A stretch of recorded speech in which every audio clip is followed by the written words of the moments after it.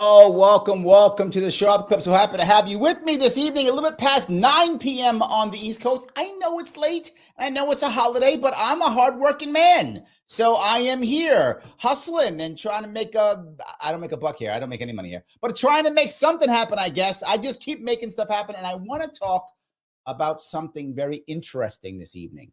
And I have brought with me tonight a star-studded, awesome crew of super cool people who are actually, some of them are almost as cool as me. And I know that's a high bar, but it is true. I'm bringing an awesome content creator, the one herself, Nina Infinity. How are you? Hello, I'm doing good. Thank you so much for having me on tonight.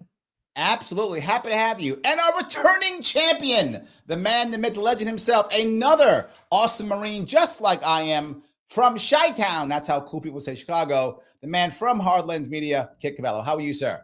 It's great being the world heavyweight champion, being back on the show. Larry, long time no see. You were on my show again, so it's always great to collaborate and talk, and I'm looking forward to the discussion tonight.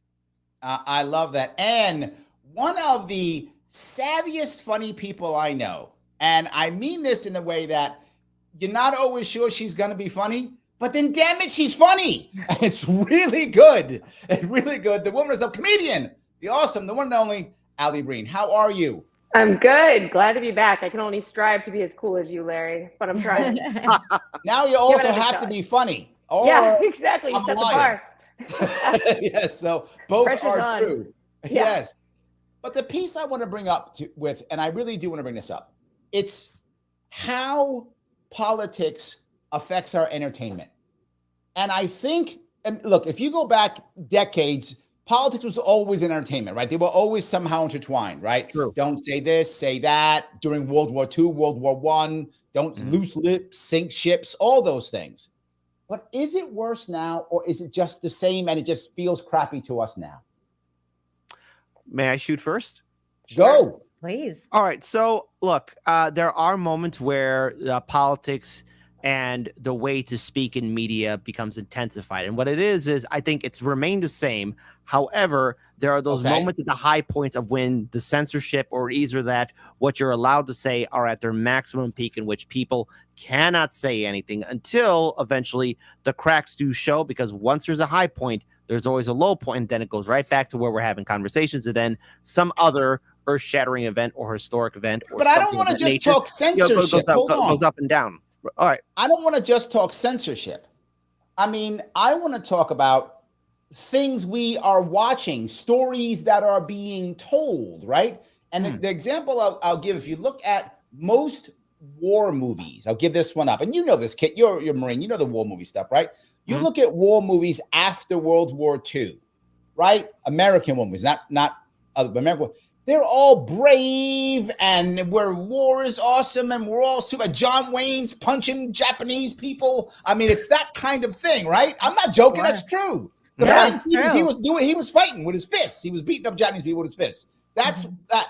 But now you look at it and you look at some of the movies now and they're harsh. Saving Private Ryan, Fury, right? These are movies that show another side. Gory. Right? That don't, yeah. Go ahead. No, I was saying they're super gory. Yeah, it's a different way of watching a movie. Those are older movies that you're naming too. That's the funny part. I think that I think it's interesting that you're bringing up this topic, Larry. And of course, politics has always been involved in entertainment, especially even when I was growing up, like 9/11 happened and I was Persian. I'm Persian. So like there's a period of time in the 2000s that it was all like, Middle Eastern people were bad. And like it was always like, we were the enemies in every single thing that you could possibly put anything in. But then we, came into the new world. I don't want to call it like after the CERN, got turned on or whatever, and we went into clown dimension. It turned out that. By the way, hold on. For my audience, they're not as cool as you. The CERN is that super collider in Switzerland. The Super Collider, that's right. Yes. Well, we got one here in Chicago in Fermilab, the Hydrogen Collider too. So maybe they both work together at the same time. This is why we're in clown dimension, because bad things are happening all the time. But the thing is that once that happened, and then once the woke mind virus entered the picture, other things started to seep in. So like, that's what I fight against on a daily basis. So that's why I'm a part of this. Was a turning point? Hmm? You think 9/11 was a turning point? I think it was at the beginning, yes, but then we went to another phase, and then social media became prominent, and social media was another turning point into like turning back around the thing and introducing the woke ideology that came in later. If I can add in something about especially with 9/11, because we actually brought this up on one of your previous other shows with the other Marines, and for example, there was a time where you couldn't show the World Trade Center, or there was the infamous Simpsons episode where they went to New York City, which the Simpsons were just bad mouthing New York City left and right, and even made the joke like, "Oh, they put all the jerks in Tower 2," which is like, "Oh my, yeah," or even in video games you couldn't show it. For example, Red Alert 2. I remember you told me this. Yes, yeah, Red Alert 2, which is a sequel to Red Alert 1. You have the option of Red Alert 2. You have the option of playing as the Allies or playing as the Soviets, and the Soviets invade America in an alternate timeline. And mission 1, you have to blow up the Pentagon. And in mission 2, you invade a little known city called New York City, and you have the option of blowing up the World Trade Center. So the thing is, you couldn't do that. Now that game came out in 2000, not 2001. So yeah, because I don't want to get asked that question. Kit, did you play as the Soviets anytime in that video game? I will not confirm nor deny anything. But the point is, after 9/11, the World Trade Center could not be brought up. You could not see it. You couldn't show it at all. It was being censored. Oh, okay. Have you guys seen that? I think it's Amazon Prime. I think it's a series called The Boys. Yeah. No, I didn't. It's a series called The Boys. It's like as if superheroes were real, right? So they're actually real. I know what you're mentioning. Gritty. I know what you're talking about, and I was interested in watching it, especially because a lot of people said the season 1 was really good, and so I was like, all right, maybe I'll wait, because this is what happens usually with media, is that they'll come out with something, and then the woke mind virus enters the picture, and then the season 2 is shit. This is what happened to The Boys, and now apparently it's become even worse, and they're just they've gone crazy with the TDS of it. Trump derangement syndrome in season 2, and apparently season 3 is one the lost cool cause. thing. Well, season 1 and season 2 were actually pretty good. Because I watched them both, they were actually pretty good. I want to give you the important piece, kid. This is an important piece here. This is an important piece here. There's a superhero who's frozen. The Russians have captured him, and he's frozen for like 30 years. Okay, Soldier Boy. Yes, he was frozen for 30 years. Now, when was he frozen? He was frozen in the 80s. Yep. Right. And then he comes out in the 2000s. Well, when he went in, Afghans were our friends. The Arabs were all great. The Mujahideen were all our buddies. We were funding them all. So he thinks the Afghans and the Muslims are awesome. He loves them all. And then he comes back, and it's after 9/11, and he's like, why does everybody hate the Muslims? What happened? I thought we loved them. What was going on? He also that's funny. And then he also mentioned that Cosby makes a good Mai Tai, too. Yes, he likes Bill Cosby. Oh my God, that's amazing. It's 30 years ago. That's he a good thinks joke. Cosby's great. Not just that. He's all like macho guy, like Reagan was his president. He's macho guy, and he's like, why is everybody like, what happened? What's this? Why is everybody for him now? Yeah. Well, I think the big difference between then and now is that now politics is entertainment. That wasn't the case that long ago.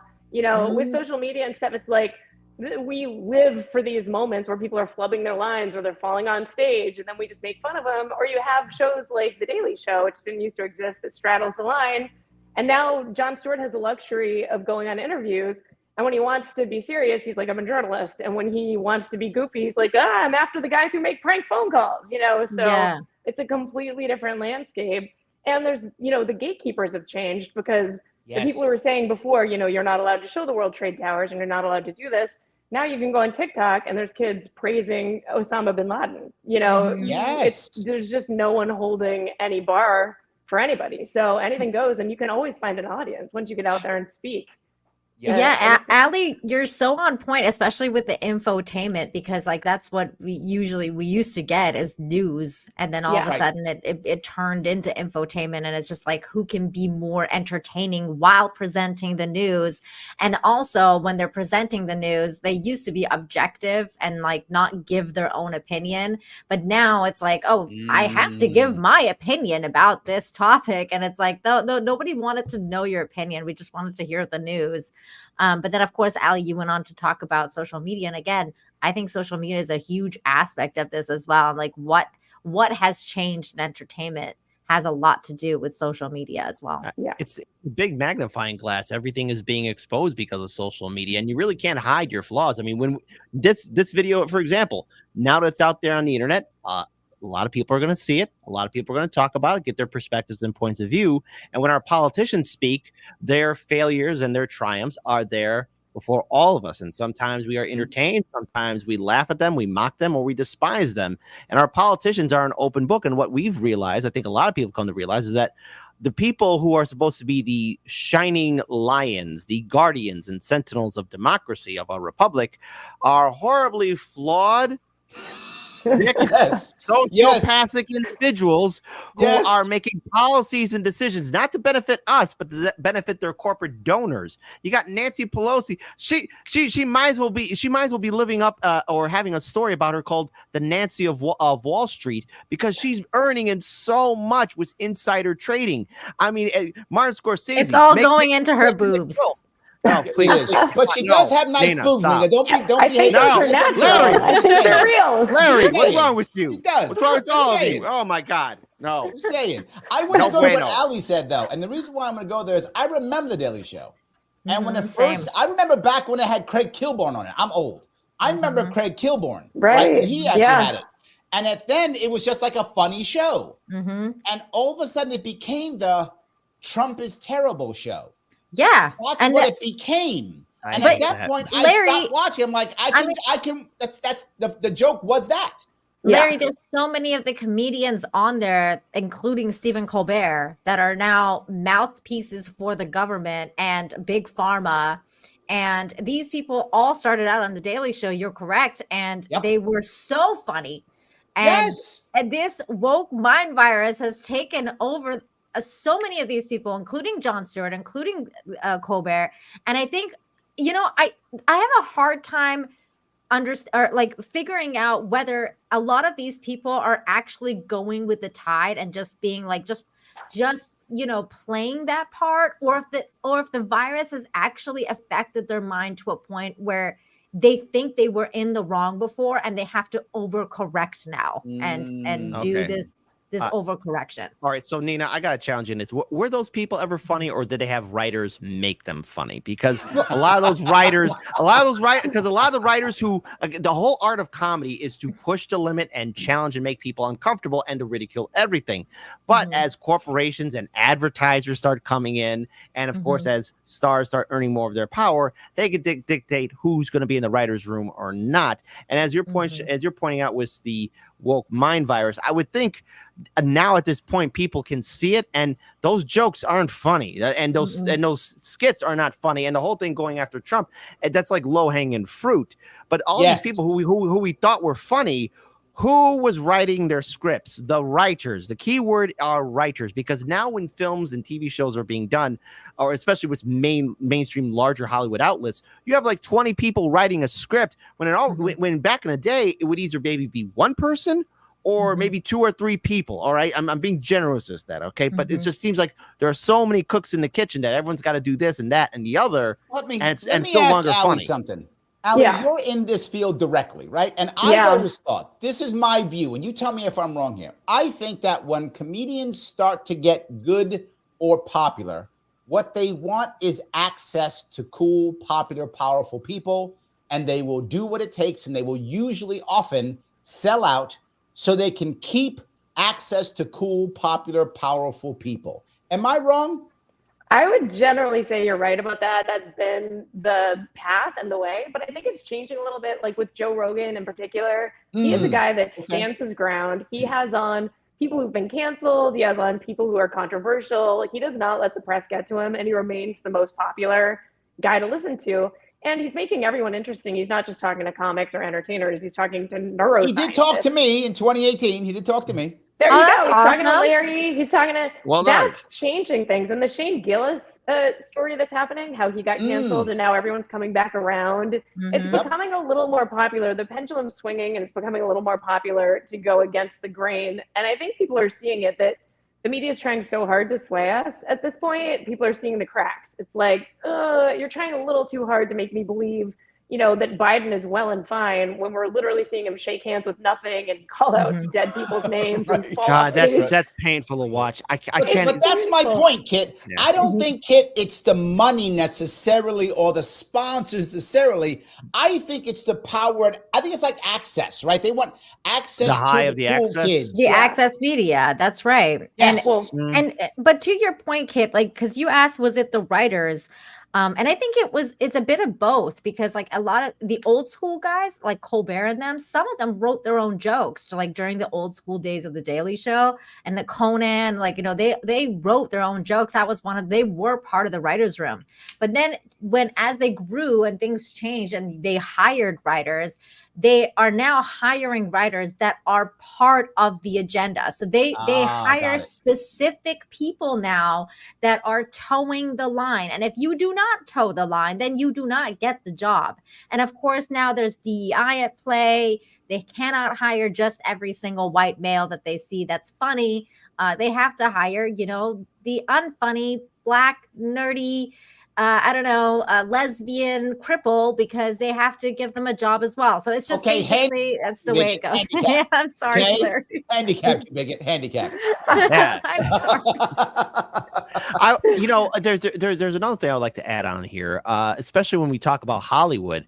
Do you guys also think that because of, at least not now, but before maybe 2020, Hollywood was raking in a whole bunch of money, and they were just assuming that people would just eat the slop, eat the gruel, and then that's it. Do you think there was also just laziness as well? Because, we're making a movie, the right people are in charge, this is it, eat it and shut up. And then came 2020 with the lockdown. Cruise in it.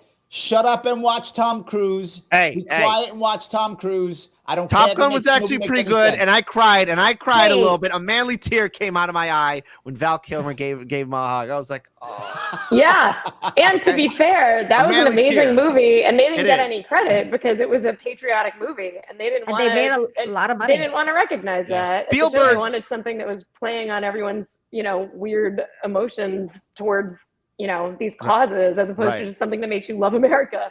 Well, Spielberg also even said to Tom Cruise, like, oh my God, you saved Hollywood, which, again, any movie that goes against the mainstream or the larger elite Hollywood outlets is always viewed, I think, because Americans want to see engaging stories, stuff that's going to make them uncomfortable. Now, look, as someone who's on the left, I'm willing to see movies done by everyone who has, I want to see what the director, the artist is going to give me, all right? When I see a movie or TV show being made, or maybe an art gallery, a successful artist would say, and of course they're going to have their opinions, but a smart artist will say, come on in and make your own opinion. A dumb artist, a dumb director, a dumb comedian will say, like, don't come to my show because it's not for you. Well, then why are you in this business? Right. Same thing. Like recently I saw the film just a few weeks ago. I got to give it praise. Godzilla -1. That film had me on the edge of my seat.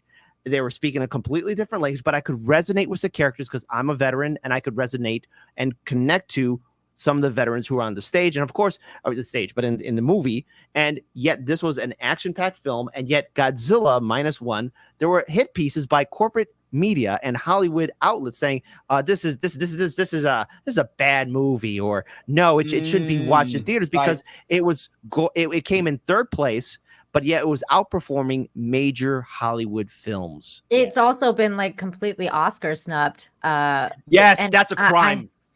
I mean, I haven't seen it, even though I'm like the biggest Godzilla fan ever. I can't believe you haven't seen it, Nina. You missed out. Because I live in Mexico, and they don't bring. Well, they did bring it, but what happens is when they bring non-English movies, they will always have Spanish subtitles at the bottom. So for Spanish, it'll be Japanese with Spanish subtitles. Yes. and I cannot go and watch. I need the English subtitles to So know you what's don't going speak on. either of those sorry. languages? No, I'm not okay. fluent enough to speak the Spanish and like just keep up with it. Yeah, that's I'm a like, lot to process. Two different languages you don't speak. There's a lot going on, and I'm like, but I'm dying to see it, so I'm just waiting for a streaming service to bring it. The English subtitles of the film was actually pretty good, and I would say the film is something that you need to check out. I'm so sorry you missed it out in theaters. Of course, and one like I will be checking out the moment I can. But to your point though, like because you brought up Tom Cruise, you guys brought up Tom Cruise and how well his movie was doing because his movie was doing really well. Guess what? A lot of these white male actor-led movies do really well. Like Reacher season 2 right now on Amazon Prime was one of their biggest shows going on because people are sick and tired of the same old cookie cutter BS that we've been given. And also to, again, for the point of like Tom Cruise and everybody like that, I was just talking about this topic on my other show, Talks Like Femme, that I do Monday nights. And we were talking about how Rachel Zegler won the action star of 2024 in the People's Choice Award. And the nominees for that were Tom Cruise and Keanu Reeves and even Brie Larson for, Ms. Captain Marvel or whatever the movie she just did. Yet this girl, she wins it, even though she barely has any action scenes in her movie. But then we're talking about like Tom Cruise and all these other people who Aquaman was a nominee. Chris Pratt was a nominee for Guardians of the Galaxy. And then this girl wins it. Do you guys think that that's a correct choice? Do you think the people actually chose her to be? No, it's done by committee. It was done by a blue ribbon committee. Maybe. And I think I brought this up before a long time ago. I was about this idea. My daughter is in college now, right? And at one point she's in an art school. At one point they had to submit a bunch of ideas to a bunch of producers to see if the producers would actually like these ideas. About 30 ideas produced. And every single one of those ideas had key characters who had some type of gender or sexual minority. Every one of them. Mm-hmm. So I say to myself, okay, wait a minute. Are you telling me every single kid in art school is somehow projecting themselves on and wants that or thought of that? No, they thought that's what they wanted. They gave them that because they believed the producers wanted it and they were trying to get their story to be accepted by the producers. They couldn't all think of a story that had this kind of, someone of gender sexual minority. And they didn't all think of that. They weren't all that. They thought, oh, that's what they want. So they gave them what they thought they wanted. So I think there's a part of chicken and egg here, Nina, right? There's a part of that where, oh, no, we think we should vote this way. So we do. If we don't vote this way, we're bad people. So we can't vote for the white guy, even though he may deserve it. Because if I do that, I'm a bad person. So I can't vote for the white guy. So I got to vote for somebody else. I think it's both. Am I wrong on this? No, you're right. Because also what's happening in the Oscar nominations is people are freaking out because Barbie isn't nominated for everything. Which is hilarious. Exactly, it's like, they made $1 billion. Isn't that like, that's your prize? Calm down. Let people choose what they actually like to see. And that's not it. And also, this is how crazy people are getting with their, identity politics. They're so upset that Margot Robbie and Greta Gerwig didn't get nominated. They did, just not for everything that they did. Like they got nominated for Best Movie and Screenplay. That should be enough. You don't have to also get Best Director or Best Actor. Look what they're up against. There's a lot of talented people. It's not just Alli, you're so right, because one of the things that I did was I was like, okay, I looked at the nominees, right? Because when I heard Rachel won, I was like, okay, who was the competition? Let me go look at this. So when I heard Margot didn't get nominated for Best Actress, I was like, okay, so who's the competition here? Let's see what other movie they picked. And one of them that they picked was this movie called The Anatomy of the Fall. Okay. And I was not familiar with this movie or the actress playing in it, but she was nominated for Best Actress. And I was really, really curious. I was like, okay, let me check out this movie to see if is this an Oscar contender?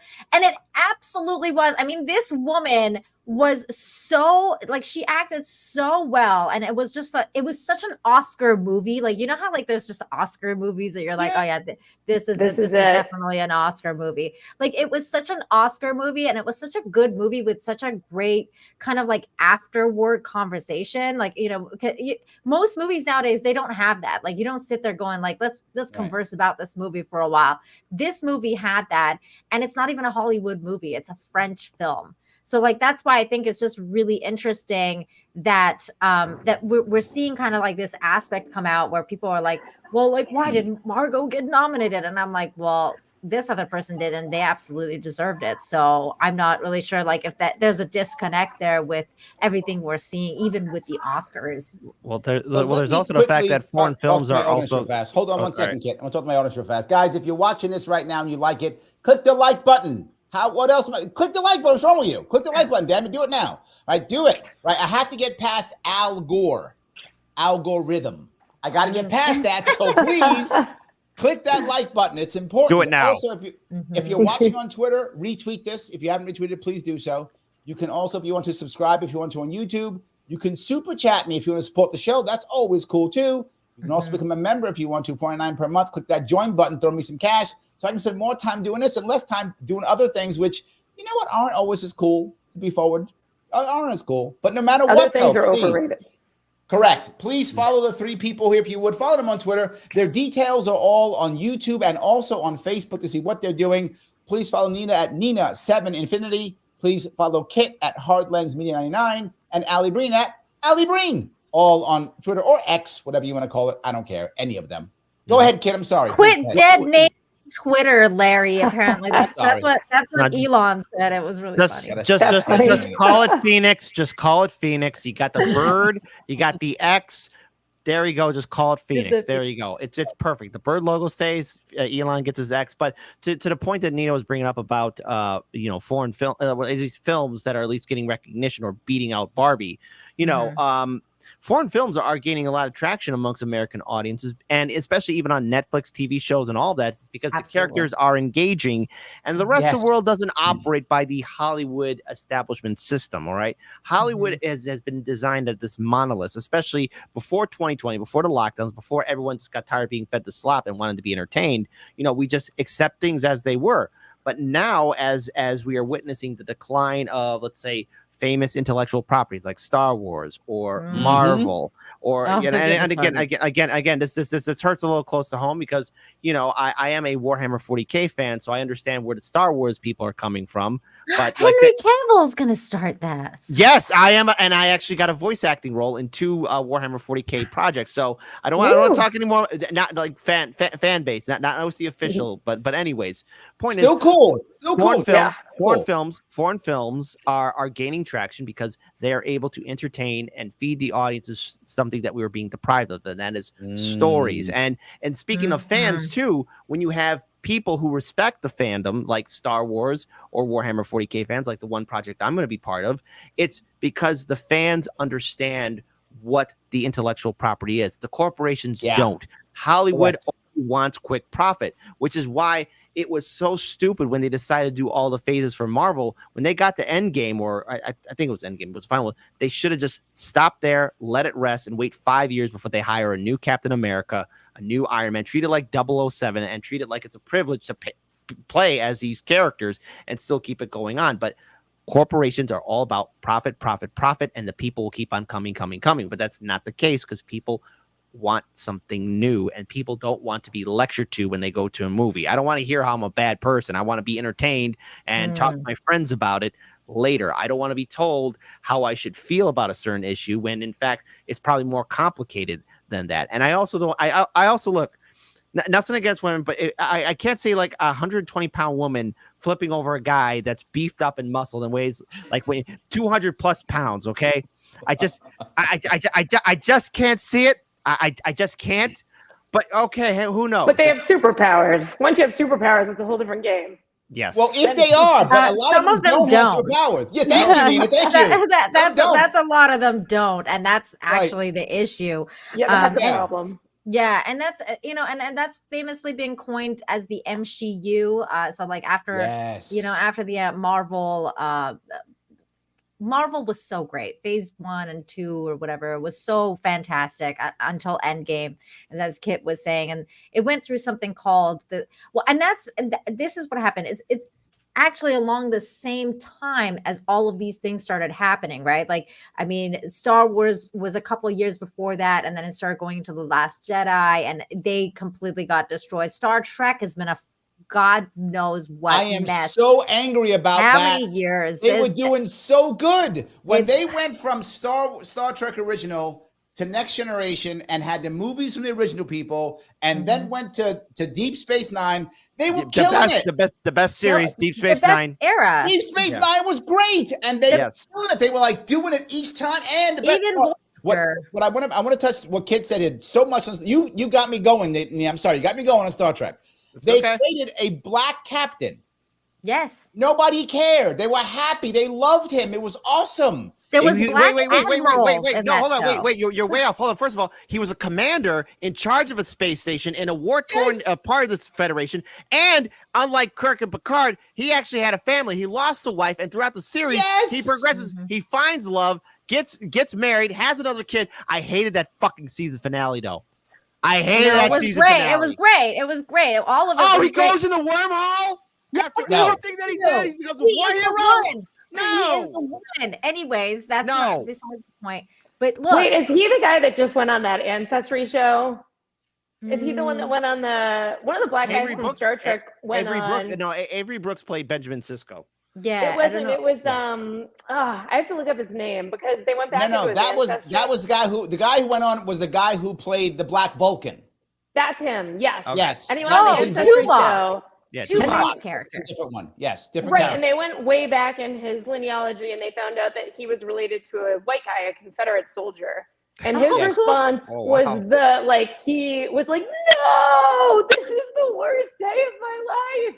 Oh my God, really? I want to find that clip now. That is really funny, Allie. I have to look it up. Thank you for telling me that. That bothers me. Why are you mad? Why are you mad that you're related to a Confederate soldier? Yeah. Oh my God. Why are you mad at that? We're all, that's the whole point. Because being white is bad, Larry. Being white is bad. Well, I have a German flag right next to me because I have German relatives. I'm not ashamed of my German background. I'm not ashamed of it. I don't care. Well, you should be a Nazi. That's what people's idea is now. It's ridiculous. You're responsible for what your ancestors did. If they did it, you don't even know that they're responsible. But I don't know because on one side of me, I have ancestors who were slaves, and the other half are Germans. So who do I pay reparations to? I'm not really sure. I don't know. Do I get like half and then I got to give half? I don't know what I got to do. I don't know how that works. Let me just tell you one more thing. On the flip side, that same show, you know the woman Sunny who's on The View? I don't watch The View, but she's very into reparations. She's very into victimhood, and I don't know if she's fully black or part black, but she found out that her lineage involved, she's Puerto Rican, but her family started in Spain, and they were in fact slave owners. And she has been somebody who has been, it's an incredible show. I didn't realize how good it was. She does not get reparations now. I think she'll still find a reason why she should. No. I get half a check. She gets no check. That's how that works. She should pay. She has to pay. She's gonna pay me. She pays me my cut. I want to go back to the MCU aspect though, because this is what happened. Like along the same lines as and this is around the same era of like when TDS started happening as well. So all of these things are happening, and it becomes this thing, and especially with Disney. For my audience, you use a lot of stuff, Nina. My audience doesn't know this stuff. TDS is Trump derangement syndrome. For my audience who does not know that is TDS is Trump derangement. I have to sometimes I gotta translate here, Nina. Go ahead. Yeah, no problem. Because again, this is all the same timeline that this is happening. So when all this stuff is happening, especially Disney, because Disney also bought Lucasfilm. So Disney is 100% in charge of the changes that has happened to Star Wars as well. So when you look at the MCU and you look at Lucasfilm, and you look at all this stuff, and of course, South Park recently made fun of what has happened with the Panderverse episode and Kathleen Kennedy being in charge of everything and all that kind of stuff. So what you see is this incredible kind of conglomerate, I guess, that you can see with Disney hierarchy and even maybe government entities that you can't even see, where they're basically kind of okaying this message to be pushed out. This programming needs to be pushed out in these shows no matter what, because that's the important thing now. So you're not seeing like the terrorists going like, in the movies or whatever. You're not seeing that upfront thing anymore, Larry. What you're starting to see is everything is kind of pushed very underneath, like subtext. I want to touch that piece that bothers me more than anything else, which is is the bait and switch, right? And the one that I think hit me hardest was the Obi-Wan show. Was that Amazon? No, that was Disney. Please tell me you didn't spend money watching that, because only cool kids pirate. but what I'm saying is, it wasn't about Obi-Wan. It was about a black female Jedi. Which, if you're going to make a show about a black female Jedi, just call it Black Female Jedi. And then I don't feel like you tricked me. Like, I'm like, I'm going to watch a movie. I would have watched it. I don't care. I don't mind Black Female Jedi. It's fine. Whatever. I don't care. But I think her name was like Revan, or no, Riva or something like that. Riva? Something like that. It's something like that. Well, it's not memorable. And they do it constantly. They show something and it's this thing. And then all of a sudden, no, it's really the female version of it. Right? Yeah. It's Thor. Oh, no, it's female Thor. No. Then just tell me it's female Thor. Tell me what it is. Stop insulting me. The reason why that is happening, it's because of many things. As I mentioned before, Hollywood studios want to make a quick buck. There's a buck.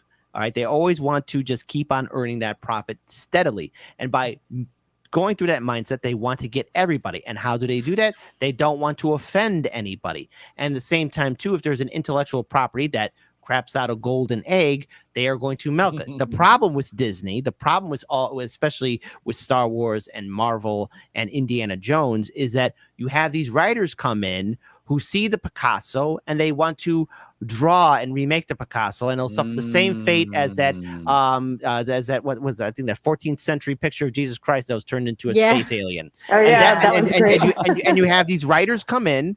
They want to make it better. Yeah, not only they want to make it better, they want to do their own thing. Hollywood is where ideas go to die. And so since they can't do their thing because it won't earn a quick profit, or either that, it's not a mainstream intellectual property, they see the intellectual properties that are already there, and they want to put their own twisty twist to it, which is why in Star Wars, if we look at the expanded universe, there was Luke Skywalker, who not only found love, but became a parent. Han Solo wasn't a drunkard, guy who just left. He became a father of 3, and he turned his life around.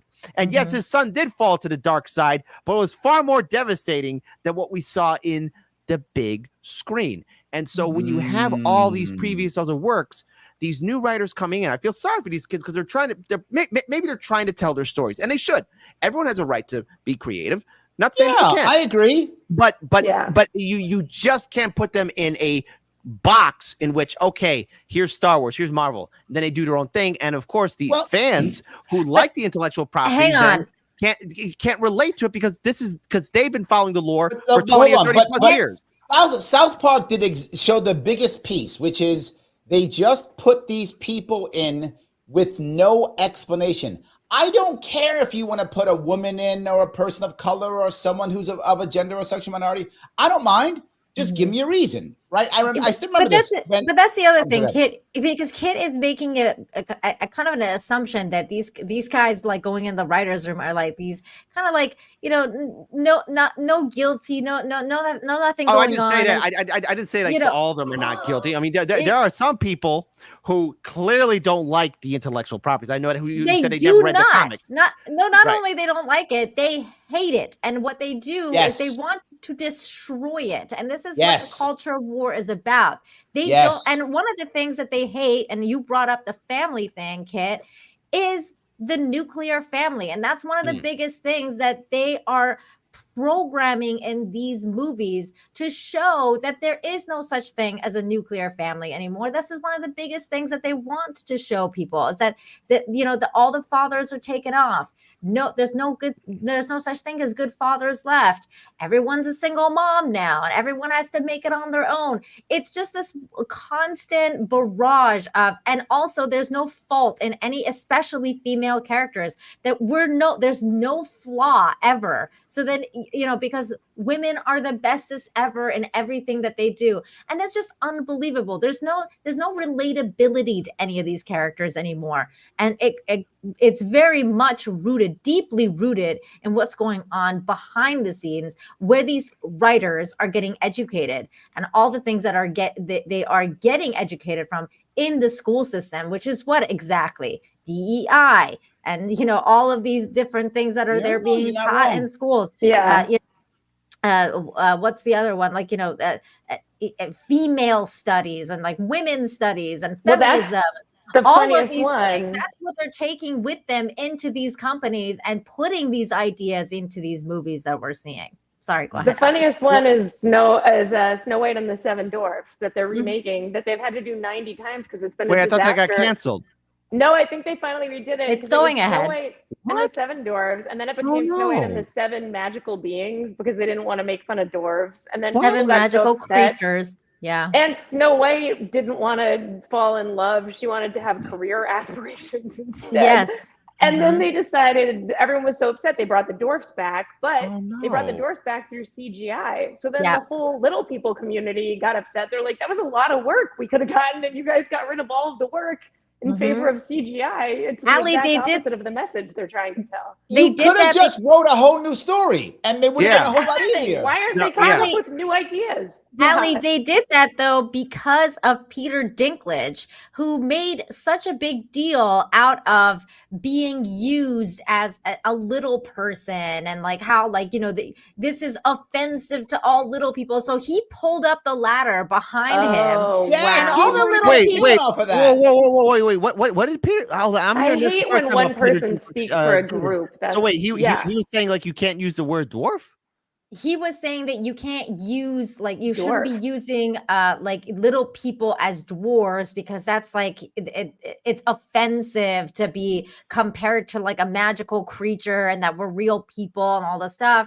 And all the little people actors got very upset at him. There was one that actually went on Piers Morgan and had an interview with Piers Morgan about how much he resents Peter Dinklage for doing this to the little people actors, and saying like, this is basically like our a holy grail of wanting to do this movie, and so many of us wanted to be part of this thing, but we couldn't be part of it because of Peter Dinklage. And no one anointed him as because speaker. He's a dwarf.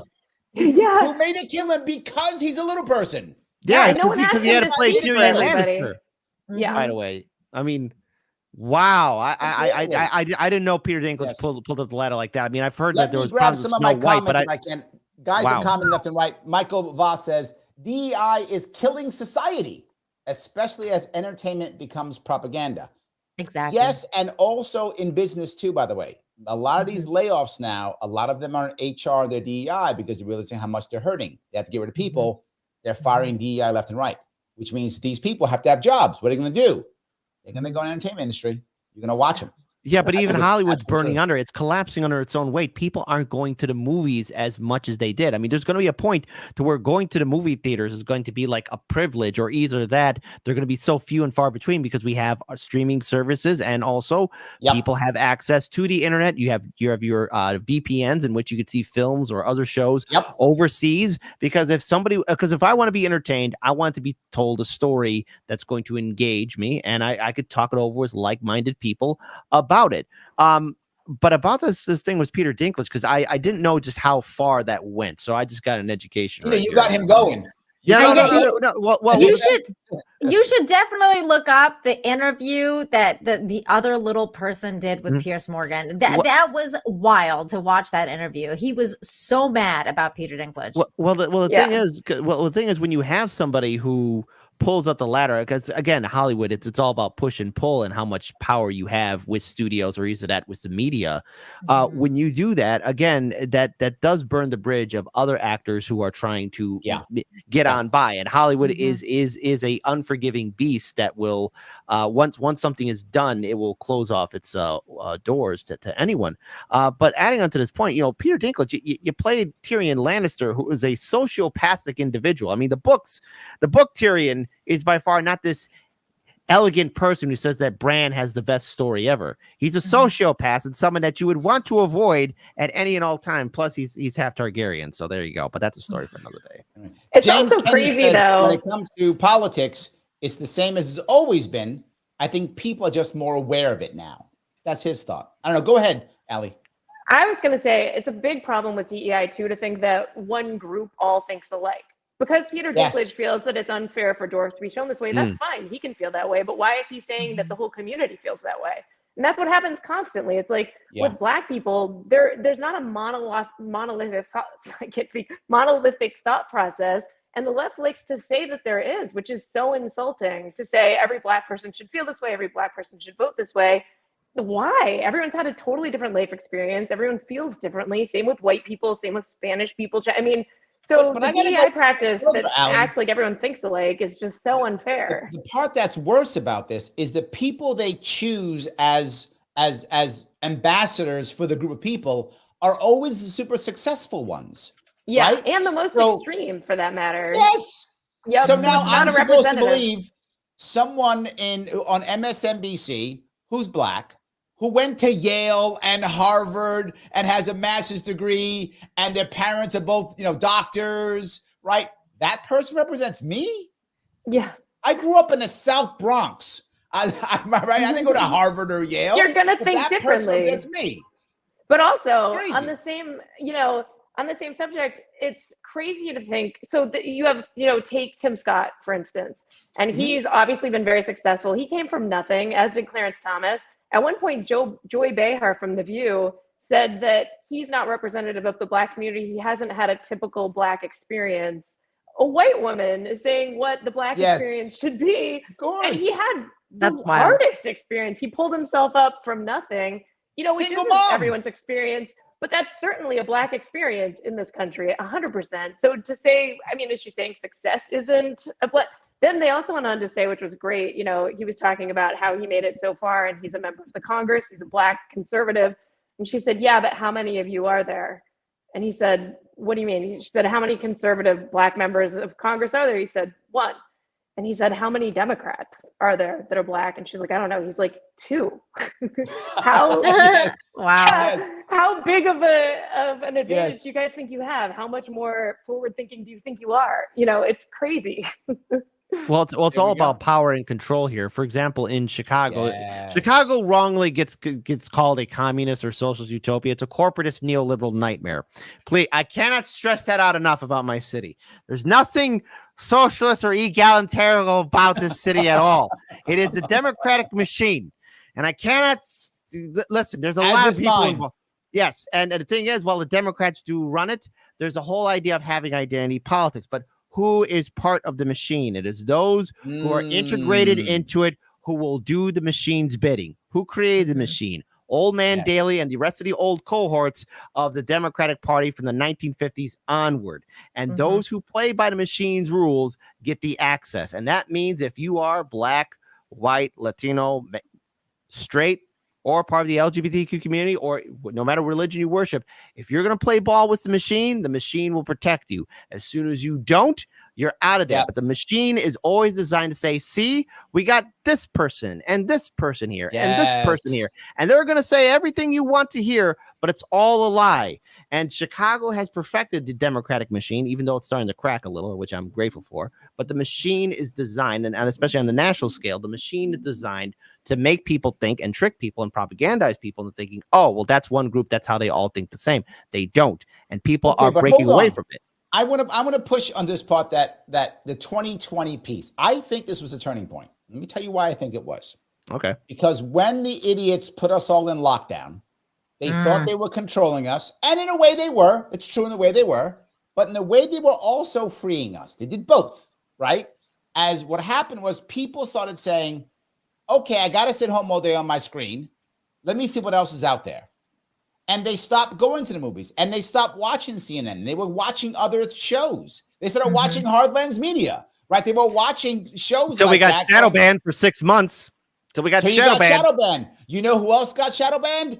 Sharpe, my own show, got shadow banned too. That Nina got shadow banned too, exactly, because they were watching us. They started watching us, and then they crushed us. I actually got shadow banned after COVID because I was smart about talking about not talking about COVID very much on YouTube. But I got shadow banned because I did a whole series of videos on Ezra Miller, and they did not like what I did, what I had to say about Ezra. So that was one of the reasons I got shadow banned, because he was he's very protected. And did you know that he went back to he now, because he was they them, and now he's a he again. Yeah, so just I'm confused by FYI. that. Okay, It's probably That's the one coming out, so we had to go by he or something. Yeah, that's the one that's great that you can use anywhere if you want to be part of DEI. Because you can just change your pronouns, your sex. I mean, they can't make you prove anything. What can they say? On a whim, I'm today. I think I'm a they them now, and tomorrow y'all feel differently. I don't know. Yeah, you see that in New York a lot. I don't know if you see it there where you are, Kit, in Chicago. A lot of people now who call themselves queer because they don't want to be straight, but they're not gay and they're not bi and they're not trans, but they don't want to call themselves straight. So they call themselves, and there's actually some backlash from the GSM community, because they know people going, wait a minute, you're just saying that. Like, you're just, also, you're just Larry, a straight dude. Wait, I want to answer Larry's thing. So yeah, you do have it here in Chicago, but I'm just going to give my opinion. But I'm going to have just give my opinion about the activist community or the identity politics community here in Chicago. It is either completely neutered, or the point is where it's not respected, or it's just completely intertwined with the Democratic machine. Just like how DSA or Our Revolution or Justice Democrats on the national scale are connected to the Democratic Party. Seeing firsthand what happened to a lot of these activist groups here in the city. I mean, because there's the real activists who are challenging the Democratic policies here in the city, and then there are the cosplay people who like to protest in front of Trump Tower. So it's more of a respect, right? Because right now, what's impacting a lot of Chicagoans is the economy, the migration crisis, our crumbling infrastructure, lead in our water, and there's a lot of people upset. And the traditional, activist groups are like, oh, hey, everyone, let's calm down a little bit. Let's not get too angry. But that's not working because people's emotions are at an all-time high. The migration shelter. I had Jamal Green on my show. I should connect you to him. He was talking about how the fact that a lot of these shelters are not safe. A lot of these shelters are. You're going down a road, Kid. I want to stand entertainment. Yeah, I know. But I just want to stress this out here, that just there's these high emotions, and then when it's portrayed on the media, which goes right back to entertainment, the media has no idea how to really interpret it, and people are seeing firsthand raw emotion. In City Hall, you had people challenging the mayor. And the mayor actually pushing people out of City Hall until the public's no longer in there. And with the television, the media, all of it is shown up there. People see something new, or either that's something that was hidden for a long time. And that is the raw anger emotion at government, at politics, at politicians. So just had to respond back to that. Okay. Larry, just wanted to say about the whole LGBTQ and somebody identifying as a Q thing. Queer. Queer.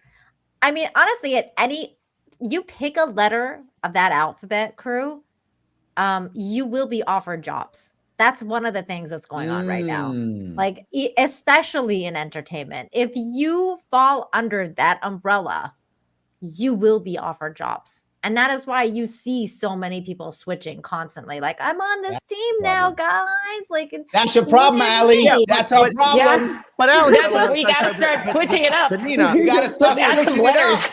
Exactly. Was Hollywood hemorrhaging so much? I mean, there has come to a point to where that's no longer working. I mean, I think we're going to witness a point to where Hollywood collapses under its own weight, and we can actually maybe see what I like to call a second renaissance in filmmaking and artistic expression. Because you could only keep on doing the same thing over and over again. I mean, that recent Marvel movie, what's it, Madam Web? I'm hearing everyone saying that it absolutely sucked. That was the most terrible thing ever, right? But Marvel keeps on doing this over and over again. You could keep on hiring anyone else who identifies that. Yeah.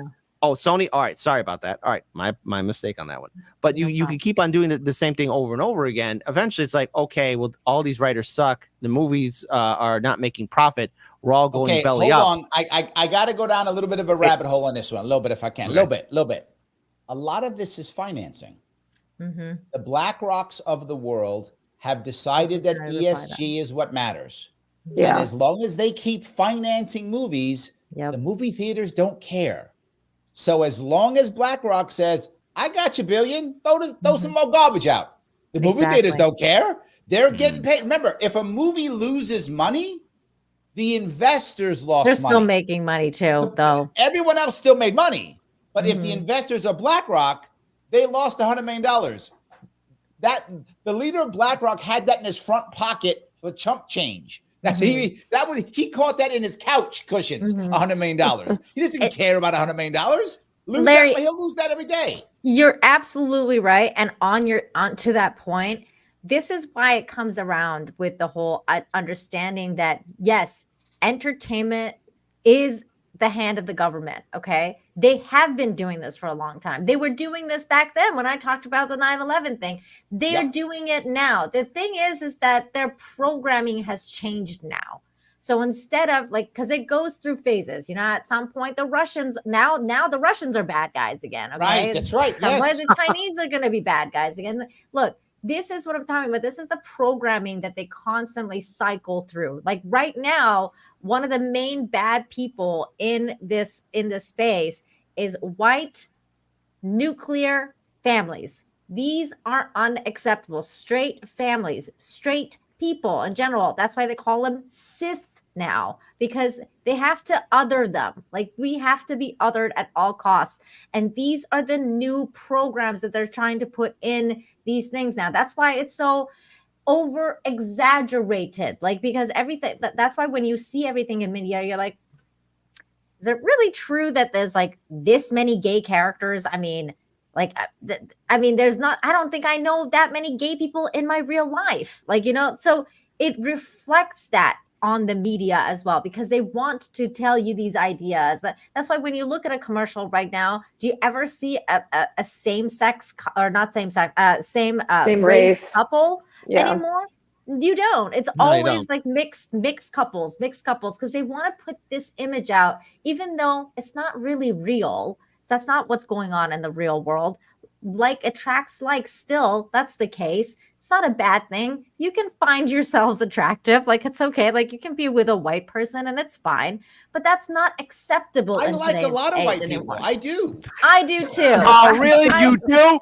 Name one white friend you have. Okay. Me, Kit, you're my white friend, Kit. It's you. You're my white friend. It's you. It's you. Yes, it's very true. Very true. Yeah, hey, I'm true Aryan, man. The Persians were the Aryans. That's why Hitler didn't kill us, because they were they're Aryans, they're fine. It's also the case, though. I'm going to go down that road, Nina. Then you went down the road. You said don't go down, and you did it. It's your fault. Let me grab a couple. You have German in your family, Larry. I do. Yes. Yep. Snork Y2K says Red Alert 2 was great. It is, and it was a fun game. I played as the Allies, and I will not confirm nor deny if I ever played the Soviet campaign. There we go. Patty asks, have any of you seen Sleepy Hollow? All season 1, Ichabod Crane does understand how we fought taxes and now pay what? Then he had to fight ghosts. So there was some tax issues, I guess, in this movie. Anybody see this? I remember the movie. I haven't seen the series. I like the movie with Johnny Depp. Yeah, that was actually a good film. That's right. Mm-hmm. Yes, I remember that. That's right. There was a Johnny Depp's. That was pretty good. It was called something else. Wasn't it? Or was it called Sleepy Hollow? I think it was called Sleepy Hollow. Yeah, I'm pretty sure he just did his weird Johnny Depp take on it, where he does all the weird, irony stuff. It was him and Christina Ricci. Roger says, Larry, you got to let Kit read what I DM him on your show of what one of our best old school anchors, Walter Cronkite, said before he died on the State of Media. Ooh, did you know that? I got it. Roger, by the way, did a super chat. Thank you, Roger. He just said that. So yes, thank you for the $5 super chat. Appreciate it.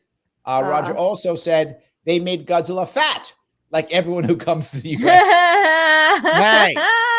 Hey. You know what? That's what I was going to add to what Nina was saying. It's not just that they don't want to see same race, same whatever. They don't want to put attractive people up anymore. Like all the models are becoming handicapped or fat, or it's so bizarre. It's like we're bad people if we want to look at attractive people now. You're so right. You're so right. And that's the other thing that they have a problem with, right? Like I think that there's a war. That's the other propaganda that it's not about just pretty people. It's masculinity and femininity. So they want to like masculinize men or women and feminize men.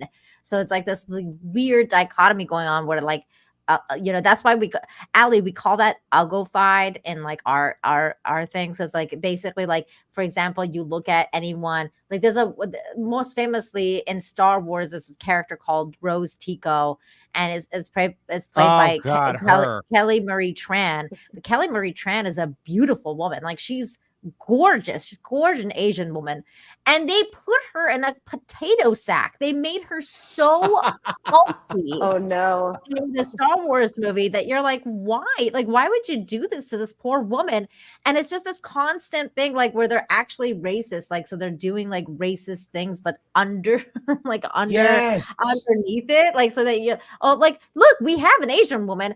Although we put her in a potato sack and we made her totally ugly, but she's still Asian and she's here. We hired her, but they'll make it like, as ugly as you can possibly get. It's bizarre. Didn't China also replace like get rid of that interracial kiss between her and the actor too, or something like that? But they always do that, especially if they're black. China does not like black people. China censors do not like black people.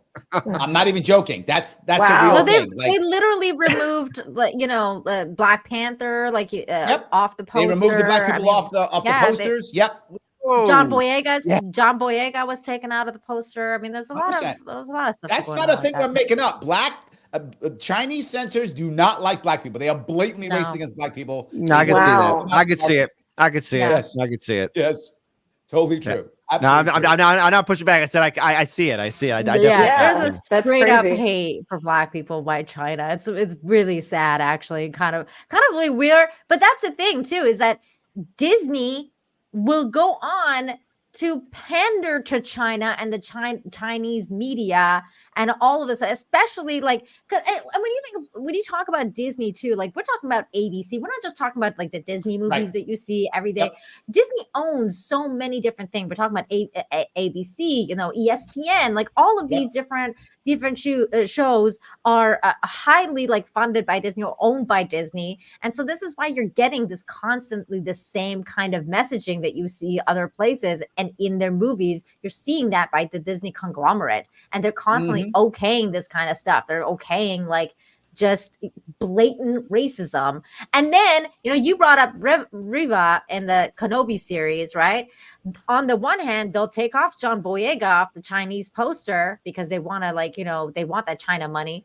But on the other hand, they'll come out and say, before the show is even out, by the way, guys, we're having a black actress in our new show. If you're racist to her, you're bad as fans. Like, F you fans for doing this. Get ready for our black actress to be on our show that you're going to be racist towards because we know you're all racist fans. All right. Look, I want to shift off of this idea. I want to go more to direct politics. Okay. What I mean by that is now you have movies like made by the Daily Wire, right? And the Daily Wire makes a movie or TV show or whatever content that is clearly for more conservative people, made for more conservative people, right? And then conservative people watch it.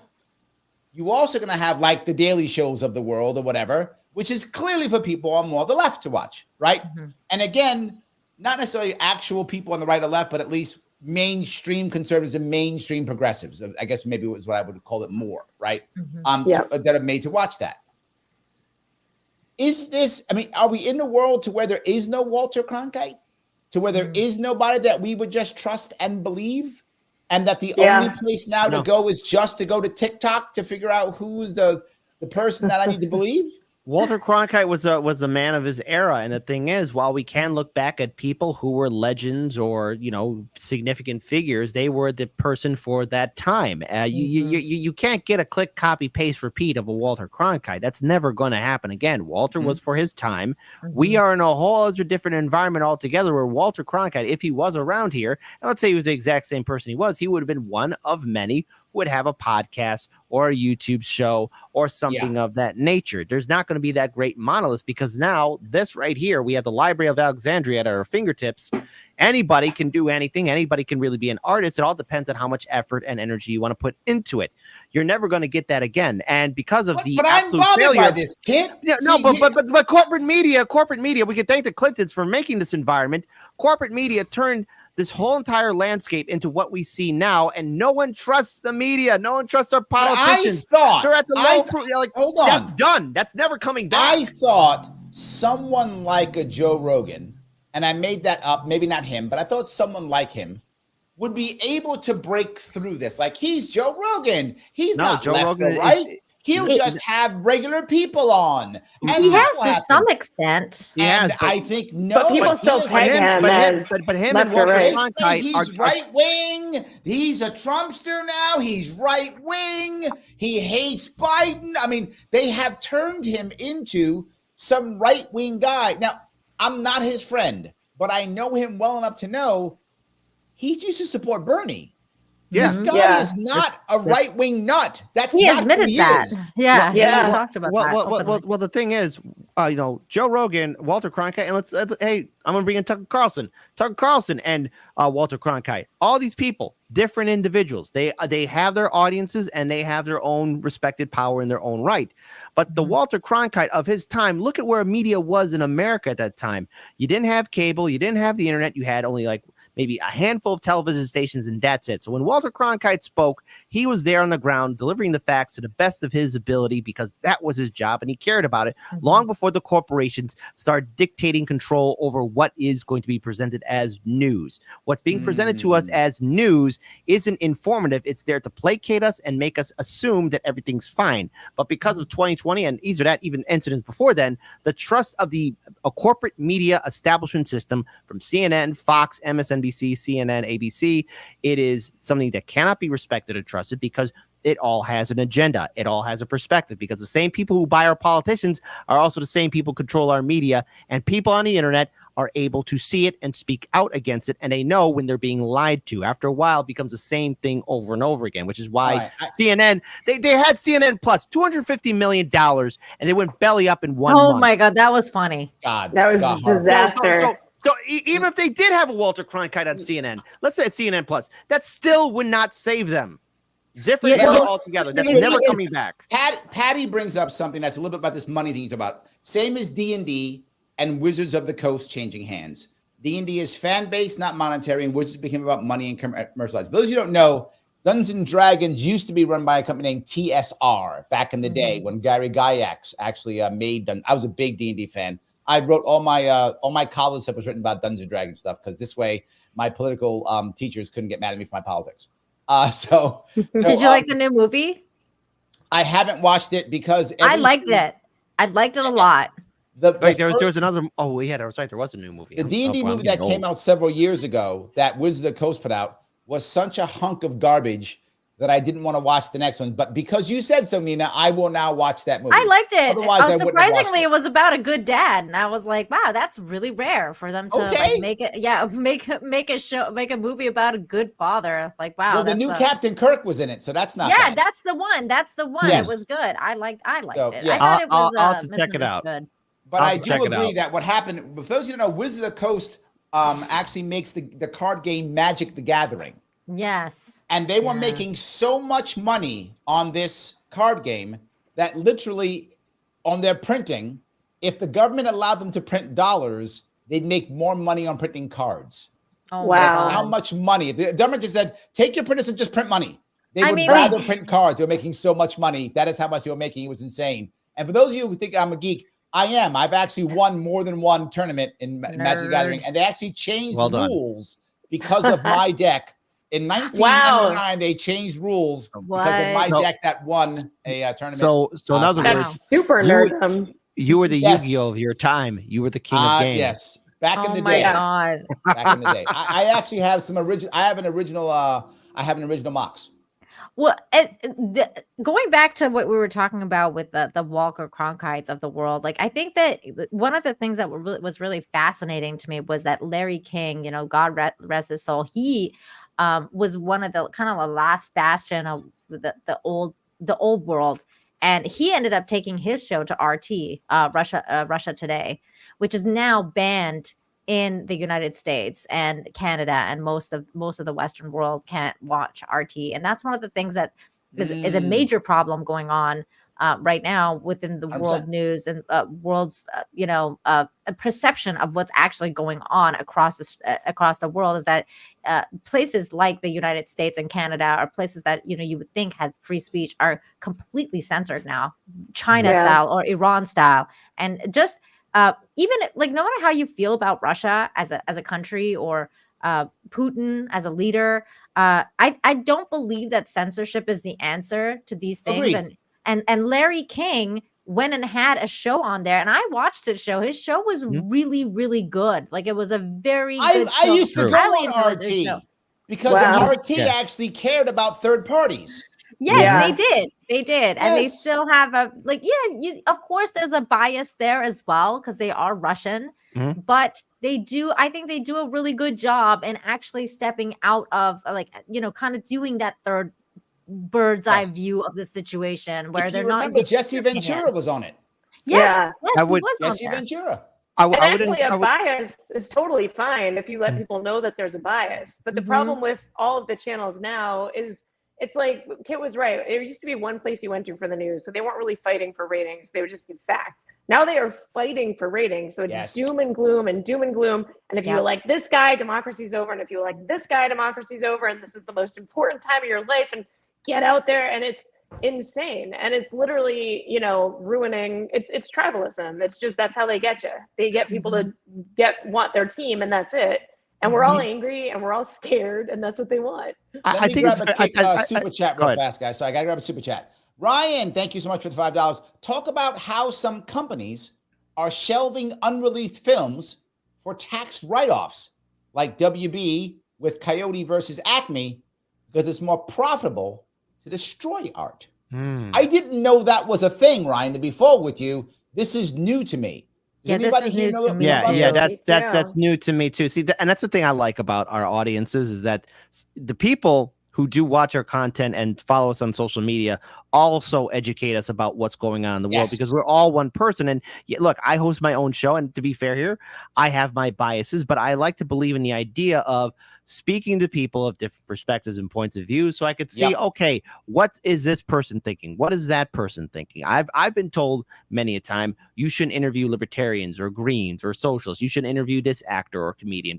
But the thing is, you have to speak to other people, and you have 100%. To be willing to engage with others to see another perspective. Now, I'm not all for change my mind or anything, but okay, intrigue me so I could see your perspective, so that I can do my due diligence and get educated on where you're coming from, and I don't know, come to a middle ground. We may not agree, but at least it doesn't come to blows of what we're seeing in corporate media, where, oh, you got to vote for Biden because he's the only one who could stop Trump, or we got to support Trump because he's the only one that could free the world. It's a two-party system that's controlled by corporations, and the media plays the game, and they've done a very successful job in dividing us.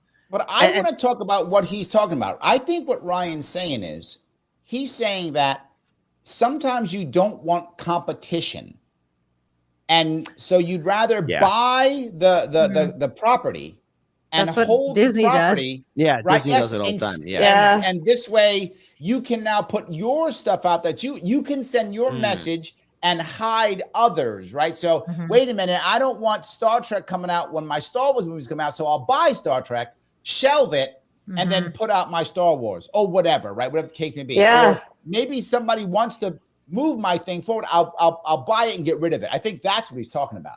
They were doing that in politics too. I think they had Democrats supporting Republican candidates that they thought were going to be easier to beat. You know, it's a strategy. Absolutely. Clinton did that too. Well, I mean, Hillary Clinton did that in 2016, or Bill Clinton encouraged Trump to run in 2016 or before the 2016 primary because they assumed that he'd be an easy candidate, and little did they know that they would be completely devastated. So they tried that, and they keep trying it because the Democrats are just an absolute joke. They are a neoliberal corporatist party that are warmongers and are servants to the psychopaths in Wall Street, which is why, and to a greater extent, why Bernie Sanders is a nutless cuck wonder. Well, there we go. I think, and yes. Ryan in the chat is clarifying that it's actually their own stuff. I heard something about this last week, but I'm not like super like I didn't read up on it, so I want to. And now that you brought it up, so I took a note of it so that I can look this up. Because I think it's important. The cool thing is that Kit and I both have shows, and our chat's very smart. We have very smart chats. That's very true. That is impressive. Grateful for that audience, especially Roger Meadows. Shout out to you, buddy. Yeah. Actually, we share Roger, don't we? He's on both our shows. Yeah, Roger Meadows is the world heavyweight champion. And by the way, Nina, this is a little bit off topic, but you brought up Larry King, and I just can't help but think of that great interview that he did with Dan Aykroyd, where Dan Aykroyd was selling his Crystal Skull vodka, and I think it nearly almost killed Larry King. He kept on coughing and coughing. Hey, you ever see that interview? Yeah, it was a good one. I remember. It's the ruination.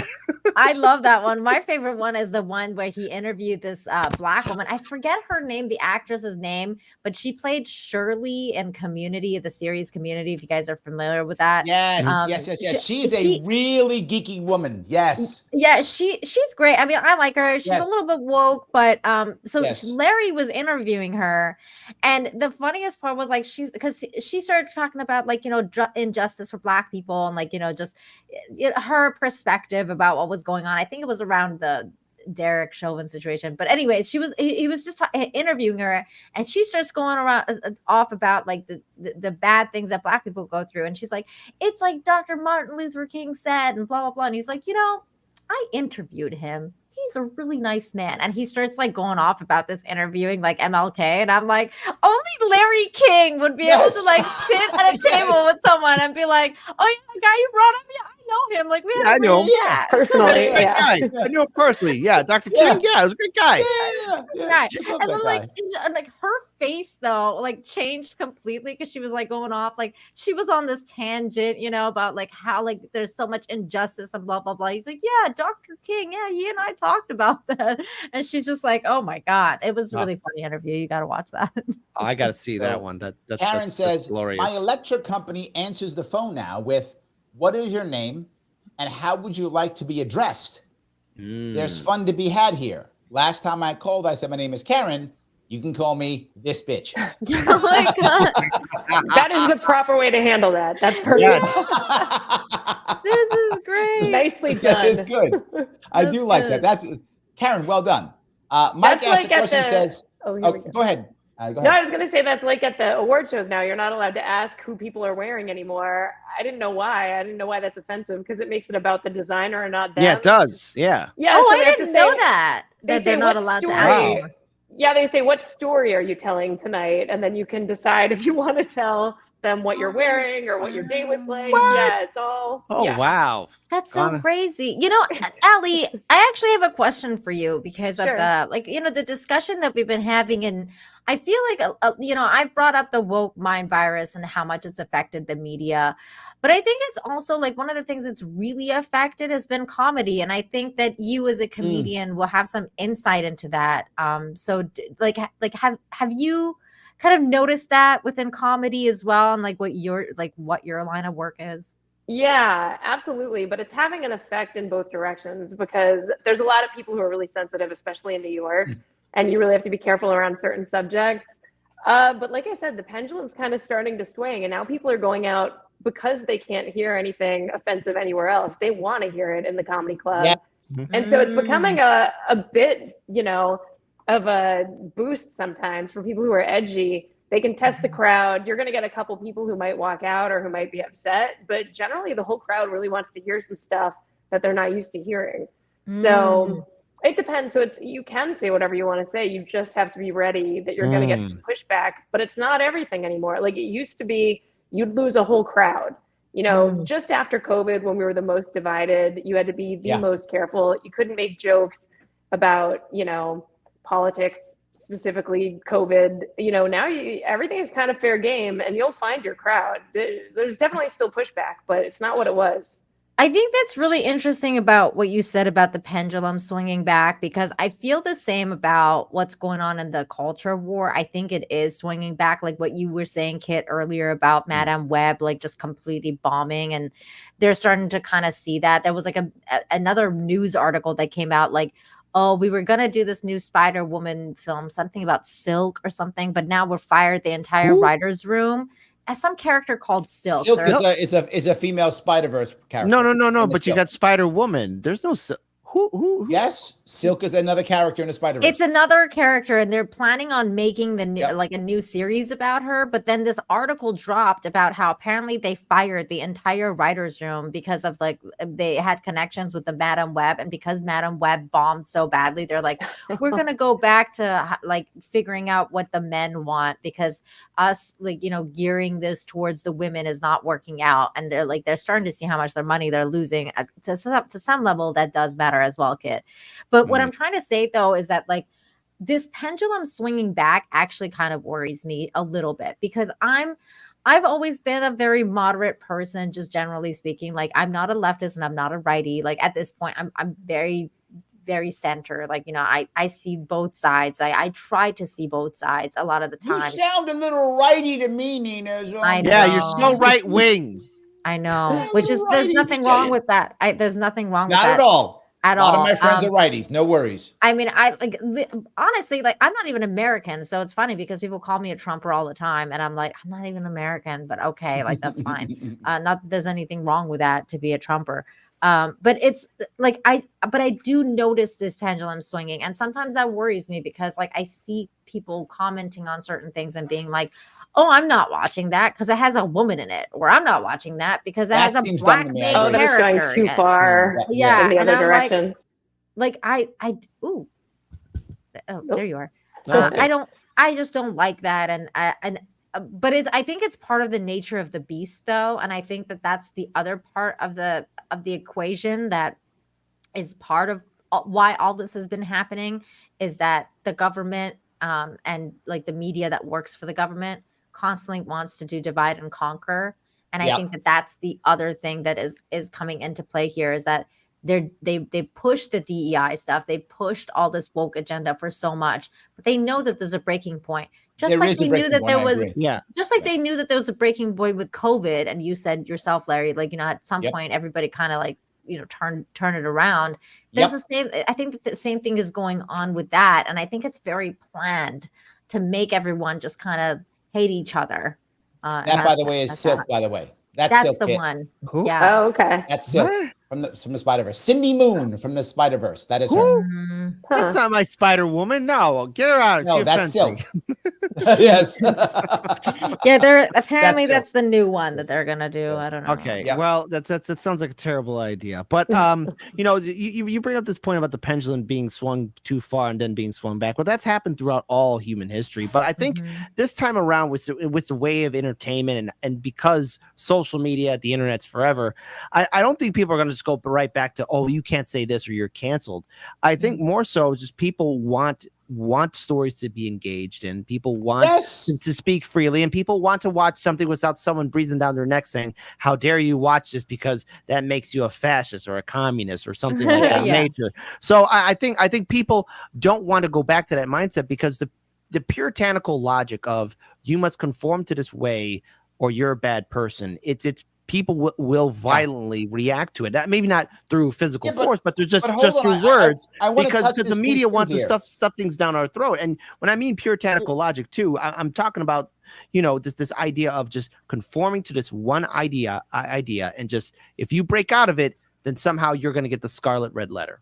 I think if you look at politics in this regard, you go back to the 70s, early 80s, most of the right wing was very much censorious. They were the ones who were like, you got to be us. If you're not us, absolutely, you're the bad guy. We're the only ones. Everybody else is evil and crazy. And now you fast forward 50 years later, 40 years later, Now the left is far more that way. Democrats, I should say, is much more that way. I was going to say liberals, like liberals are like that. Yes, as a leftist, I do not align with the liberals or the Democrats. Well, I got to tell you, and some people who are watching are going to laugh at me when I say this. And you know this, Kit. I have very few Democrats on my show, but I have a lot of leftists on my show because the leftists are actually more open than the Democrats. They're liberal, though. Wow. I mean, being liberal, there's nothing wrong with being liberal. Like that's correct. You know, it's just like there's nothing wrong with being conservative. Like there's just conservatives like to conserve. Liberals are just like a little bit more liberal.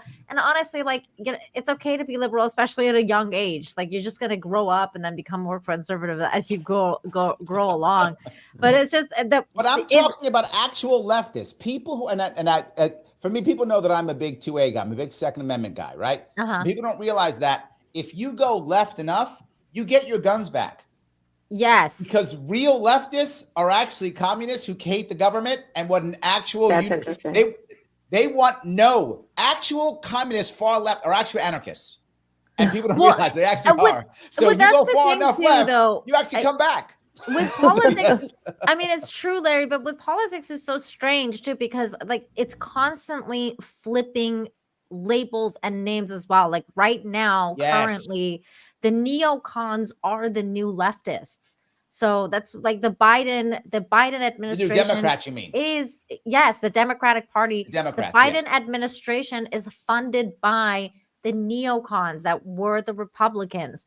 So, but I'll go even further. Neocons and neoliberals are the same now. They are the same. Like because neoconservatives and neoliberals who are part of the DNC and RNC take money from the big military industrial complex, prison industrial complex, the Wall Street, all of that. I mean, let's face it, they are one and the same. They put on a good kabuki show in making themselves look different. They do act like it, yes. But two all sides of the same coin. But all in all, no, actually, it's not two sides of the same coin. It's one big pile of turd. That's what the Democratic Party and Republican Party represent. And to be associated with it, like I say on my show, it is my audience and my social responsibility to get people to break away from the hold of the Democratic Party and the Republican Party. And of course, do Democrat politicians and Republican politicians butt heads? Yes. But at the end of the day, 9% of the time, they're on the phone calling their donors for more money, the same donors who control our media and entertainment. It's all one big club. I'll go one step further on this too. You ain't in it. I was on a show and people were saying, Larry, would you support Cornel West if he was running for president? I said, if he was the only one, I said, yeah. They're like, wait a minute, you're libertarian. Cornel West? I said, you're right. Our policies do not link. But if he's the only guy on the ballot with Democrats, Republicans, yes, because I'd rather break the system. I'd rather have Cornel West. I'd rather have that than the same two parties who've been wrecking us for the past 4 decades or whatever it's been, right? Maybe more than that. I made the number up. But for all these decades, I'd rather have Cornel West, even though we align on almost nothing. I would still rather do that because I'd still rather have someone who is not used to. I completely agree. How do you feel about RFK? I like think him. RFK has brought more attention to ballot access than every other third-party candidate in the past 50 years.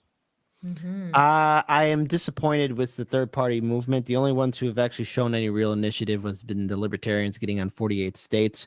I think the third-party movement as a whole dropped the ball after the 2016 election cycle, in which they could have really made themselves stand out, most notably the Greens. I think third parties have allowed themselves to think that if they play by the rules, that they will be on the main debate stage. Because in 2020, when I hosted the then Green Party and then Libertarian candidate to be on my show for like a debate, what I heard from their handlers, we're waiting to be invited by MSNBC to be on the debate stage. And I'm like, that's never going to happen. Right. That's like me saying, hey, I want an Academy Award right now. Still waiting. Yeah, they're still waiting. So the thing is, like, third parties have me wanting much to desire for it, because at this point, I expected a little bit more out of the organizations to do more. And the only groups that I could say that has delivered, or at least in my state, has been the Libertarians. And I'm all about infrastructure. And I say this as a leftist. I say this as someone who's progressive. I am impressed by follow through. All right. I do everything I can to support a progressive candidate. But if the party and movement isn't going to show me the work, why am I going to waste my time introducing you to my audience if you don't do shit? You have to show work. Are you serious about this or not? Which is why I've been so critical about Bernie Sanders and the squad. They talk this big game and they let their political movement fall apart. But when I talk about Trump, the reason why I talk about him is not because out of praise. It's because he kept his political organization together. Politics 101 is to keep things together and keep your movement and base motivated so you can achieve victory. And the way the media portrays it. Let me grab some of my people that they're popping around. Let me grab some. The Legacy right says they just want war. True. Dr. Nick says neocons equals neolibs. Congratulations on your job, Dr. Nick. Love you, brother. I hope all is well, man. There you go. Patty says, I actually got more liberal as I aged. I am 63 and am way more free thinking now than I ever was in my younger days, but always hippie-ish. Like that. So there we go. That's awesome, Patricia. Yeah. I like that. Roger says, not $2. Thank you, Roger. You are throwing cash today. Thank you so much, Roger. I appreciate it. He says, one evil party with two names. No such thing as lesser. Well, do you guys think RFKJ would do well if he was on the Democratic ticket instead? No. Would he be? No. Okay. No. See, let me explain about the Democratic primary, because I covered enough of it. You triggered. He got triggered. Because it's going to be in my backyard in August. The DNC convention's coming to Chicago. The Democratic primary is rigged. The establishment gets to pick who they want. If you vote in the Democratic primary, it's just a participation event because the establishment, the leaders have a say. They got a thing called super delegates who also have a say. You, the voter, do not play in whatsoever. The dumbest thing RFK Jr. did was actually run as a Democrat early on. What he should have done was run as an independent, okay? And I have my disagreements with RFK Jr. He made the smart decision by leaving the Democratic primary because it's a waste of time. You might as well be pissing in the wind because that was far more effective than running in the Democratic primary. I've covered it in 2016 and in 2020. It was shit then. It's a definite shit show now. You as a voter in the Democratic primary are just participating. Take your vote card. After what happened with Bernie, I would I just can't believe that people even want to run for that party. Mind you, Bernie, look at him now. Dude is a total sellout. He's a cuck. Yes. He's a nutless. I am so disappointed in Bernie, who has no backbone whatsoever. He didn't believe what he believed in. Zero. I can tell you this, Rand Paul, at least him and his father are a lot more alike, in that sense, they have a backbone and they stick to it. This other dude, Bernie Sanders, my God, he is terrible. He just I don't know what happened to that guy. He's always been that way. No, it was never there. It was never there. It was never there, Larry. No, it was never there. Because 16. He was killing it in 16. He was moving the whole country in 16. Because the reason why he was able to gain as much traction was because it was the right time for social media. But for a long time, Bernie Sanders was a good puppet and play along guy with the Democratic Party. He didn't do this out of altruism or lost his fire. He was a dog chasing cars and he finally caught it. He didn't know what to do with it. And of course, he bit a little bit more than he could chew. And he decided right then and there to slow things down. If he believed in his message, he would have fought. Trump fought for his people. All right. And I might differ for Trump, but Bernie never followed through. Look at Bernie Sanders' voting record. Look at how close he is to a lot of people within the the DNC. Let me grab some more comments. We got everybody triggered. Let me grab some more comments. Mr. Witchy's, Mrs. Witchy Perfect says he was told to sheep herd. That's why he was killing it in 2016. I think he's on your side. Yep, he's on your side on that one. Okay, I guess he's on that one. Dan says, I can't take the no labels people seriously. He agrees with you again. Kit, my audience is loving you today. The Libertarians in 2016 were ahead of everyone else in getting their frontrunner nailed down and cutting to Trump and Clinton by now. That momentum has just vanished after Gary Johnson. You're right. We did not take advantage of Gary Johnson. No labels is not a legitimate third party anyways. No labels is a joke. It's a Democrat Republican think tank. I got to tell you guys, as an outsider, though, even in 2016, at the time, I was not a fan of Trump. I didn't like Trump. I thought he was a piece of shit. He was a narcissistic weirdo guy at the time. I was the host. He kind of still is. I don't think that's changed. I know. I'm Yeah. like the host of The Apprentice. Like that's who they want as a president. Like it was such a weird situation. But like Trump won me over because like when he won and he actually like made America. Yeah, a lot of people liked his presidency. I agree. Yeah, his presidency was great. But at the 100%. time, I was like, why the fuck? Like out of like 300 million people, or however many people you guys have in the U.S., out of this many people, you have Trump and Hillary Clinton. Like there's no other people that are like better candidates. I mean, I still think about the same thing now. Let me touch that piece if I could. The one piece is the reason why people like Bernie, and I know this because I ran for governor in 2018, and my marketing chief came from Bernie. He actually ran Veterans for Bernie. Mm-hmm. Now, I'm a libertarian. Why would he do that? Because he went actually from Bernie to Trump to me. Why? Mm-hmm. All he wanted was a rebel. He just wanted a rebel. Yes, and he saw Bernie as a rebel. He couldn't have told you what Bernie's policies were, but he thought Trump wasn't Trump was a narcissist, is what he believed, right? And Bernie was a nice guy, and Bernie's my rebel, so I'm gonna go with Bernie. Then a Democrat screwed Bernie. He's like, I don't want Hillary. Hillary is literally just she's the establishment. So I'm going Trump. He went Trump. Then he came to me because I was running third party in New York. So I think a lot of people went down that road. I voted for Nader in 2000. Why? Because he wasn't the establishment. I couldn't have given you one of Nader's policies. I couldn't have told you one of them. But he was not them, and I voted for him. But speaking to what Nina said, the reason Trump was up there, as the guy who hosted The Apprentice, it's going back to entertainment and politics. We are obsessed with entertainers, and anyone whose name we know and we've seen on TV, we're probably going to vote for. I mean, that election, that was when people were talking about Oprah human running nature and 101. The Rock for running and Kanye for running. And if they had, Oprah, my God, if she ran, I'm sure she'd become president. We wouldn't look at policies. We would just be like on Team Oprah. Like, I don't think so. I don't think so for Oprah, especially that was the whole thing after Maui. Hey, we're setting up a fundraiser. I'm a billionaire next to millionaire Dwayne "The Rock" Johnson, but all you poor people give us money so that even though they could have cut a nice sizable check together and put it into their little relief fund to help out the people of Lahaina and Maui. My God, you had rich people saying, hey, poor people, give us money.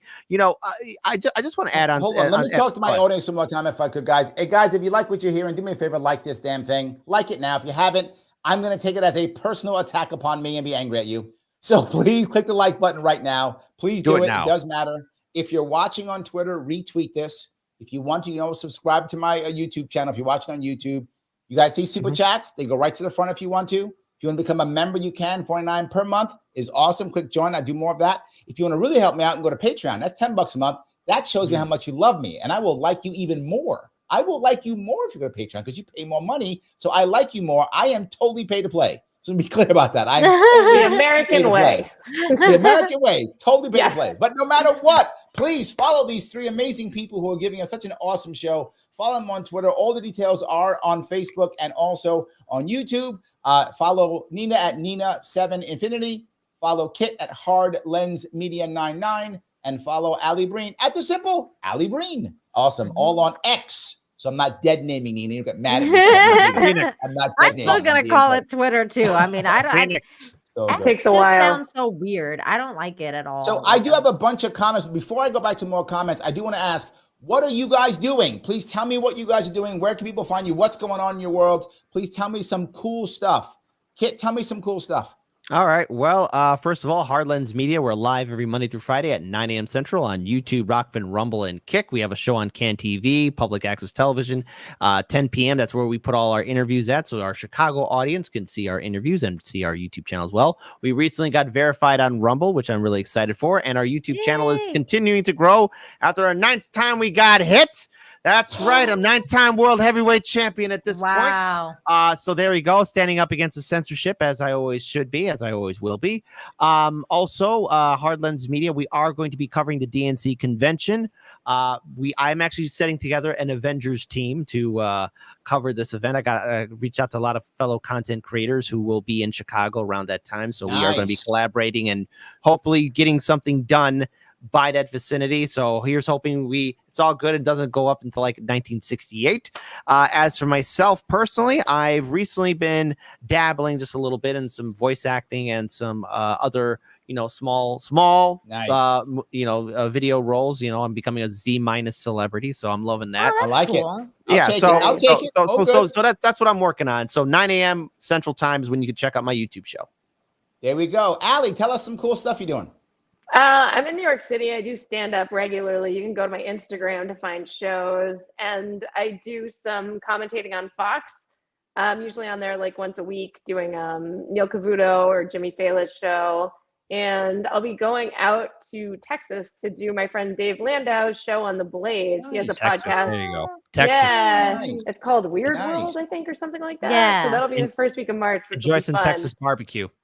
Yeah, I will. I've actually been And to your Texas a bunch, but never Instagram really is Dallas. funny, Alli. Your Instagram is funny. Thanks. Yeah, Yes. I try to do some funny stuff, and I put a lot of stand up on the Instagram. So yeah, come follow me over there if anyone's interested. He does my that show with my friend Quarter Black Garrett, so you'll meet him. That's exactly it. Exactly. Yeah. I haven't met him yet, but I've known Dave a while. We used to do shows together in New York. Nice. Yeah. It should be fun. Should be fun. That's awesome. Nina, tell us what you're doing. Well, I have a channel, Nina Infinity, that's on YouTube and Rumble. I'm gonna be doing a Rumble exclusive. I do a show Wednesday nights called Breaking the Narrative, and I was doing a simulcast for a while, but pretty much I'm gonna be doing that Rumble exclusive because we can't really talk on YouTube anymore. So if you want adult, talking, I'm gonna be doing it on Rumble. So follow me on there. But also, I do a show called Infinite Hope where I talk about nothing but good news and remind people that there is good things happening in the world because I think we could all really use it. And that show happens on Fridays at 2 p.m. Eastern, and it's called Infinite Hope. So check that out. That's my very favorite show because as much as awesome. This world is bleak and whatever, I'm a very positive person. So I want to kind of feed the positivity a little bit more. I think we can all use it. Check it out. There we go. There we go. So here is what I want to ask all three of you, please. What do you see as the near future? And I mean like the next 3 years. Do you think politics is going to be more, less? Do you think there's going to be a backlash to where all of a sudden, no one's watching mainstream, news, and they're all watching Kit every morning to get the news? I mean, what do you think is the next 3 years? I think it's going to get worse. I mean, I don't know how it can get better as far as politics being more ingrained. It's all you see. It gets hammered into our heads through, like you said, every channel, entertainment, politics, news, everywhere. I just don't know. I mean, the problem is today, I was talking about the pendulum swinging. In comedy, I think it's really good because the idea is you should be able to make fun of everybody. And it's not scary to think that net gets wider as long as everyone realizes it's a joke. If that's not the case, it becomes a rally, which is kind of scary. But but I think in comedy, hopefully, maybe that'll help. It'll continue to get a little lighter.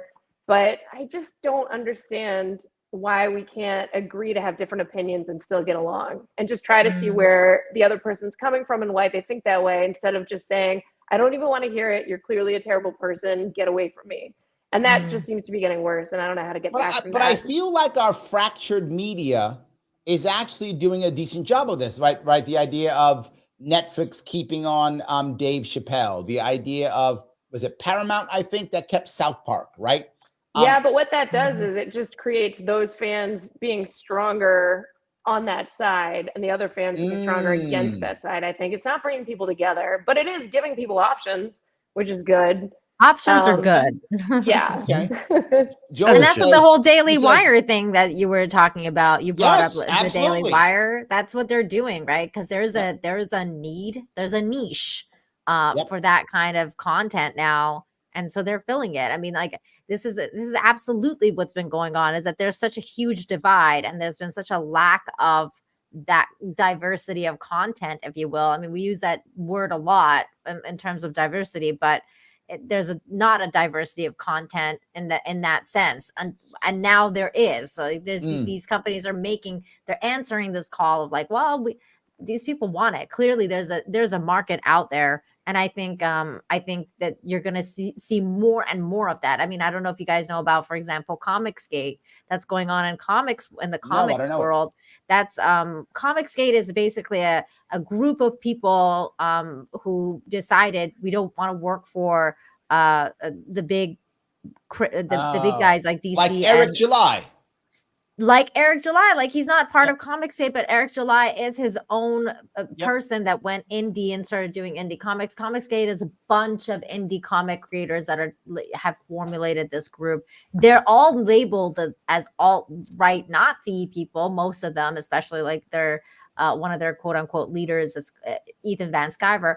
All of them have been have been told that they're Nazis or fascist right-wing people at some point, because these people just everybody don't agree. I don't like is a Nazi. I'm just telling you. Everyone is.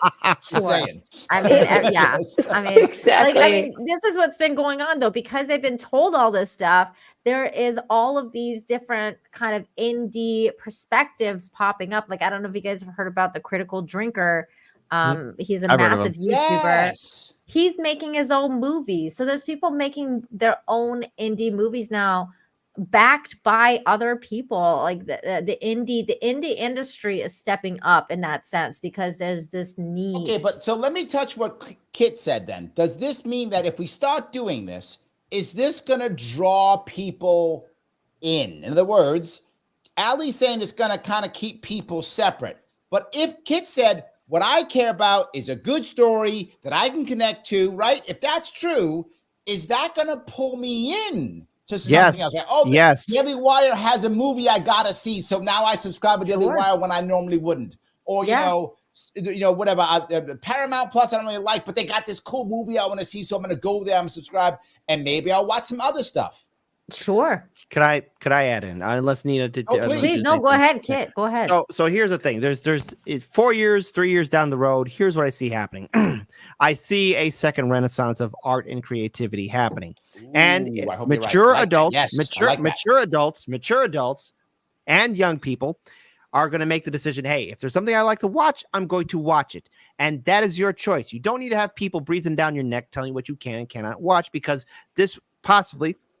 Again, don't hold me to it, but there should be an inevitable collapse of the Hollywood entertainment industrial empire. It's going to happen, and that should lead to a second renaissance of people all over the world if they want to be an artist or movie creator. And yes, mistakes will happen, but that's beautiful. Time to make your mistakes, because the early days of cinema, mistakes were made all the time, and through failure, you can get success. All the times, all the people who've been successful, ask them how many times they've been fucked. Okay, so there you go. So the thing is, yes, there's going to be creativity, and I will be more than happy to speak with people with different perspectives and points of view, because at the end of the day, I could turn my mind off politics and have a nice ribeye steak dinner with my friends and go on with the rest of my life.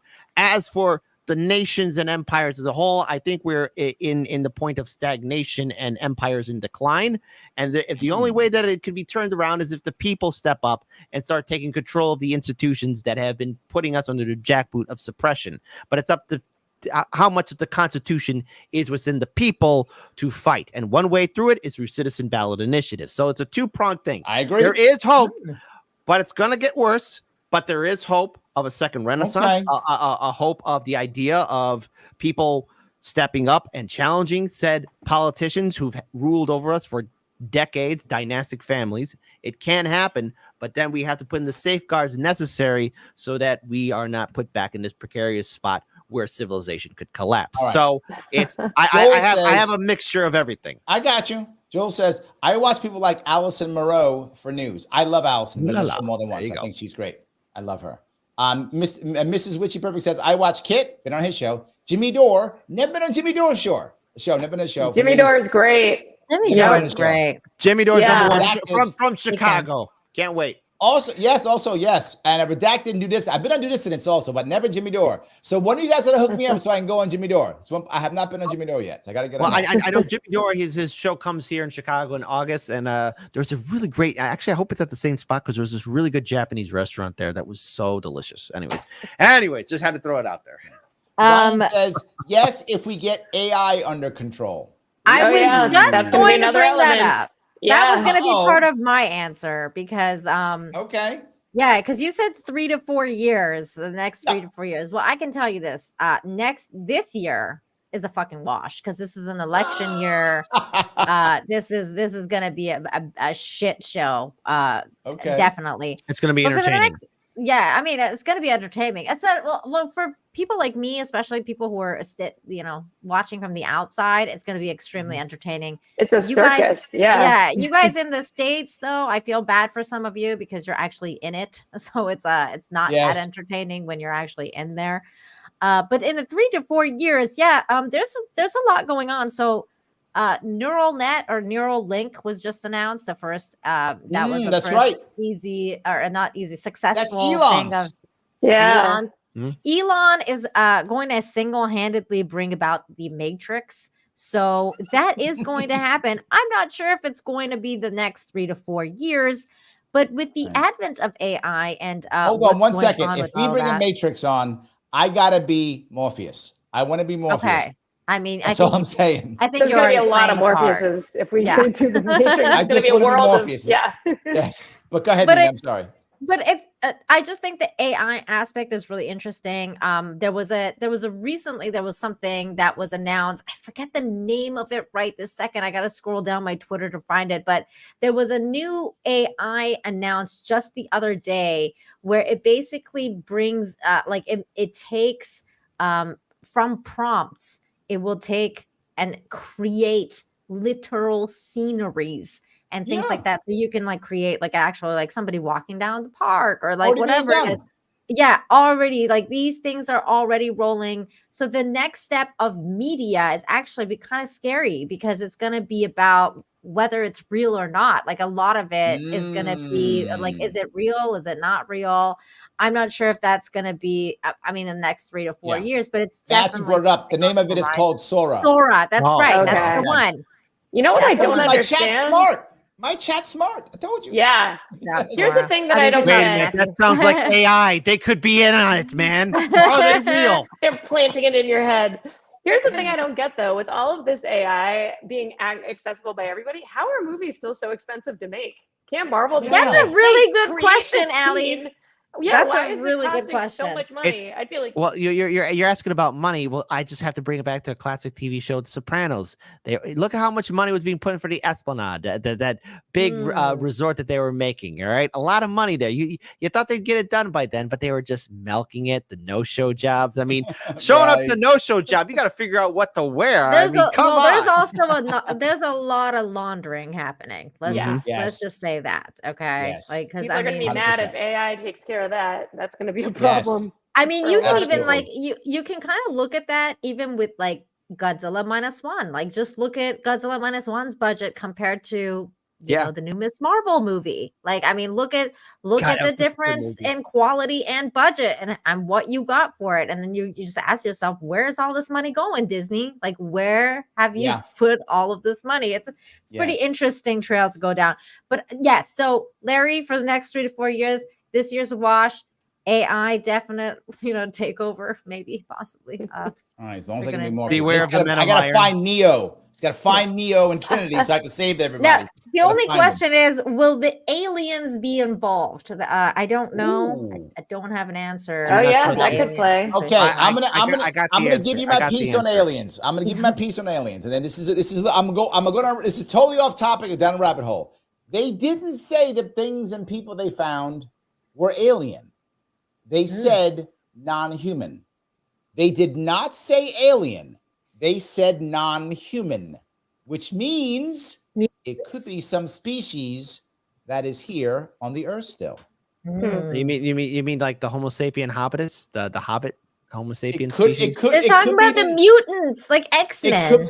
It could be the mutants. It could be the sea people that come out of the ocean and live, the lizard people that from under the ground. Could be them. You never know. You never know. I'm sorry. As a 40K Kid, tell us. Give me the answer. Tell me I'm wrong. As the resident 40K, do not trust the alien, the mutant, the heretic. Okay, trust in the God Emperor.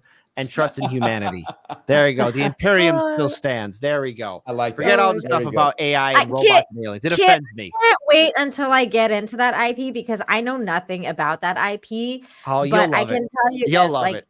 the moment Henry Cavill comes out with whatever it is that he's going to come out, that is the moment that I will be getting into that IP, and then I will become the queen nerd of the IP once There we go. he actually, you know what I'm gonna do? Since you follow me on Twitter, I will send you a 5-part series called Astartes. It's short. You'll be asking more questions. Trust me. I think you might like it. And it was done by one person. One person, a fan made it. Ooh, okay. Go. I like that. This is like, is this is like a starter kit for like 40K? Is that what it is? It's a starter kit where you'll be asking me, wait, what is going on? What is all of this? It is just Astartes part 1 through 5. You'll love it. Just okay. Kit just wants to get in my DMs. Is all I got. No, I didn't even say that. His way in. No. I am single and sassy here. I need nobody. I'm on my own. I'm a strong, independent man. There we go. Oh, good. Guys, I want to say everyone for watching. Thank you so much for watching this evening. This was a great show. I really appreciate all of this. And I want to end it on one thing. Space Marines. Yes, always Space Marines, my friends. Always. Okay. Guys, thank you all for this evening. I appreciate it. I will have my show tomorrow, 1 p.m. WYSL radio show. You can call in if you want to, out of Rochester, New York. I will see you then. Another show also Wednesday night. I have another show at 7 p.m. I will see you all